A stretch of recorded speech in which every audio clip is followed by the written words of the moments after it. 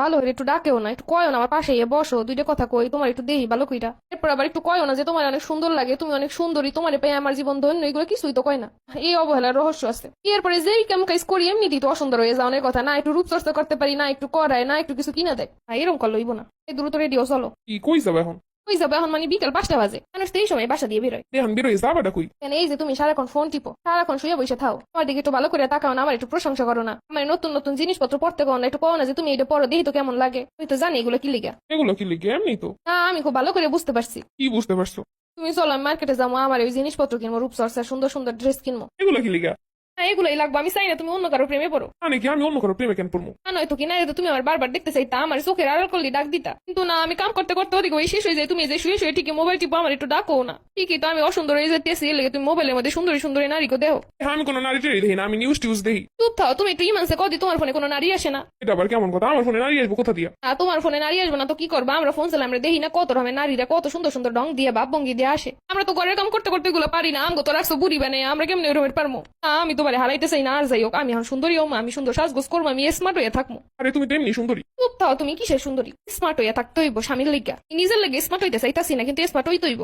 চোখের আড়াল হইলে কয় বউ তুমি কই, তোমার দিদেই না। দেখো কথা কইলা কাম ছাড়া কেউ কাউরে ডাকে? কইছে ডাকে ডাকে, ভালোবাসার বউরে ঠিকই ডাকে। এখন ভালোবাসা মেন না, এখন স্মার্ট হইতে হইব, ভাব নিয়ে থাকতে হইব, তাইলে আমি গুরুত্ব দিব। তুমি বুঝছো কি? আমি বুঝি না, 2 দিন পরে করবা, তুমি এখন বুড়ি হয়ে গেছো, তুমি এখন স্মার্ট, আমি একটা নতুন বিয়ে করবো। এইটা আমি পারুম না, আমার স্বামীর প্রতি খুব ভালোবাসা, আমি আমার স্বামীর খুব ভালোবাসি। এখন তুমি করতে চাইতেছো কি একটু কদি? স্মার্ট হমো, সুন্দরী হমো, লাক্সারিয়াস হমো।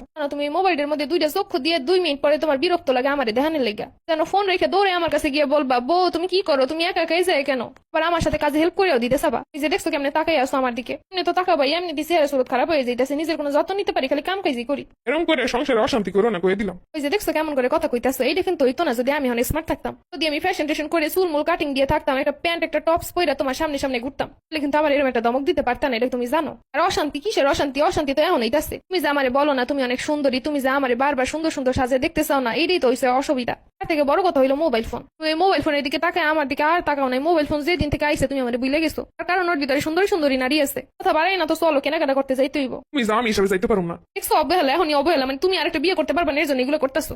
তুমি চাও না আমি স্মার্ট থাই, তুমি আরেকটা বিয়ে করতেছো এর জন্য তুমি এরকম করতেছো। আরে আমি আরেকটা বিয়ে করতে ক্যান্সামো। তা নয়তো কি, আমি তোমার একটা মাত্র বউ, তুমি যদি শুধু আমার নিয়ে সংসার করতে চাইতা তাহলে আমার সাজাই পরে রাখতাম, আমার রানীর মতো রাখতাম, আমার বারবার দেখতে চাইতা। কিন্তু না, আমি কিছু কিনতে গেলে তুমি কও তুমি সুন্দর, এমনিতে তোমার কেন লাগবো না, তার মানে তুমি চাও আমি অসুন্দর থাই, ওইগুলো দিলে তো আরো সুন্দর হয়ে যাবো, তুমি তাহলে তখন বিয়ে করতে পারবে না। আমি বুঝা গেছি কিন্তু আনছি এটি দেখতে দেখতে। এই তুমি চুপ করে একটু যাও তো, বুনা খিচুড়ি রান্না করো, বাইরে বৃষ্টি হইব, মনে হইতেছে আবহাওয়া ভালো না, আমি মাংস দিয়ে বুনা খিচুড়ি খামো। দেখছো কাহিনীটা আমার কথার সাথে মিলে গেছে না? কি মিলে গেছে? কি কইলাম? মায়ের যদি আমার প্রতি আকর্ষণ থাকতো তাহলে বলতা বৃষ্টি আসবো, মনে হয় আসো দুজন মিলে গল্প